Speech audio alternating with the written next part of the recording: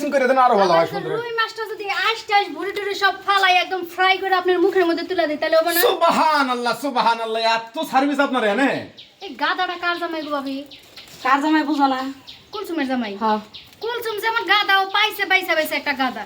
এই ভাই এই আরে ভাই, মাথায় কি সমস্যা আছে নাকি? হ্যাঁ, এটা কি দোকান? এটা কি দোকান? কি মনে? মুদিখানার দোকান। মুদিখানার দোকানে এসে আপনি গোশত চাইতেছেন, মাছ চাইতেছেন, মুরগি চাইতেছেন, এগুলো কি? নিজেরাই যে গাদা বকরি, এটা কখনো ভালো যাইব না। না এরে কি দিতাছি? এরে মুরগির মশলা, গরুর মশলা, বিরিয়ানির মশলা সব দিতাছি। আপনারে কি দিমু?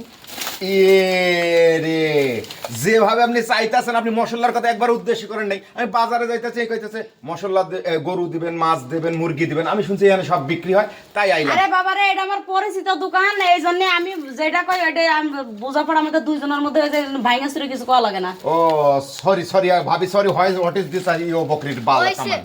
ধন্যবাদ। এত আপনার ইংলিশ ফিংলিশ লাগবে না, কানে হই না, একটু ভালো করে বোঝার চেষ্টা করেন, না বুঝা লাফেন না। আপনারা একটু কথাবার্তাগুলো একটু ক্লিয়ার করে, দোকানে বা কথাবার্তাগুলো ক্লিয়ার করে কোন। এটা আমরা বুঝবো না। আপনার যে কাজে বাজারে যাবেন ওই কাজে যান গা।